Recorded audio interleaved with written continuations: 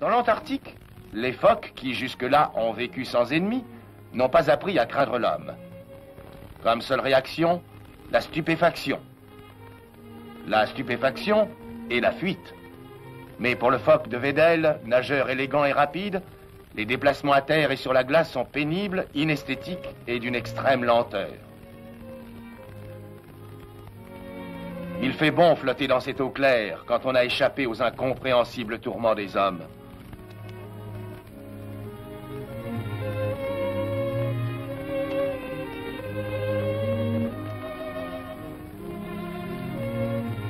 Vous l'avez sûrement remarqué, mais lors de ces recherches, je me suis un petit peu perdu.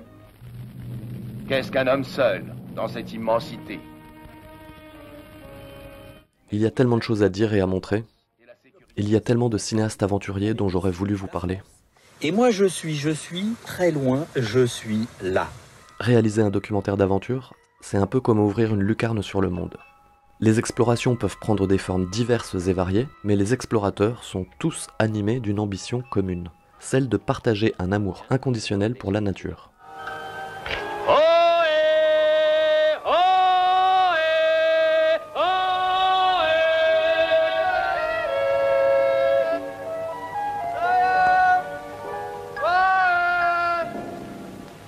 Une nature toujours plus grande, plus belle et encore plus attirante. Cette sincère admiration était toutefois mêlée à une profonde crainte pour le sort que l'humanité réserve à cette planète. Tous ont été témoins des débordements de la civilisation humaine, que ce soit au fond des gouffres, dans l'est de la France. Depuis 1902 et les débuts de la spéléologie, des lois interdisent l'utilisation des gouffres comme décharge. Mais les choses n'ont guère changé, si ce n'est la diversité des objets rencontrés sous terre.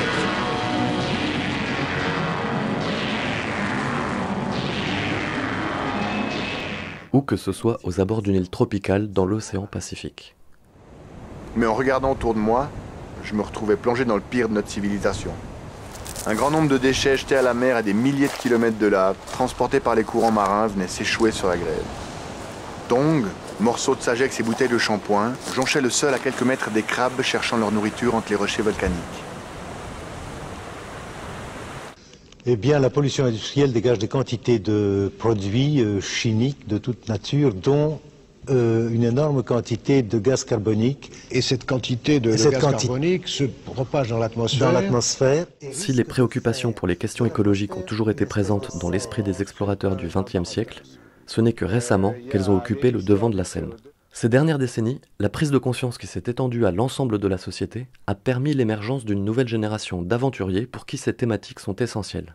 Pour moi, les explorateurs aujourd'hui, c'est pas forcément pour aller découvrir des endroits inconnus parce que le monde est devenu tout petit avec la modernité, mais c'est plus pour retrouver en fait un monde qui est en train de disparaître, à savoir le vivant, la nature sauvage. Et c'est cette notion d'aller derrière l'horizon, voir ce qui s'y passe et de revenir et de le partager au plus grand nombre sans être, et en tout cas c'est maintenant je pense une des limites, sans être donneur de leçons, parce qu'il n'y a rien de plus terrible que d'être devant les glaciers confondus de plusieurs kilomètres et de plusieurs centaines de mètres de hauteur et de donner des cours de morale aux gens sur l'éco-citoyenneté, alors que toi pour y aller, tu as quand même utilisé des avions, tu étais avec un bateau à moteur. Les réalisateurs de documentaires ont pour mission de nous transmettre une certaine vision du réel. Et lorsque ce réel est préoccupant, leur mission dépasse alors le cadre d'une production audiovisuelle et s'inscrit dans quelque chose de plus grand. Et je pense que l'exploration donne du sens à tout ça. Elle donne du sens à la vie de ceux qui font de l'exploration et de l'aventure, et elle en donne aux autres, et elle leur donne des envies, des aspirations. Ils les font pas, mais en tout cas ça donne à réfléchir.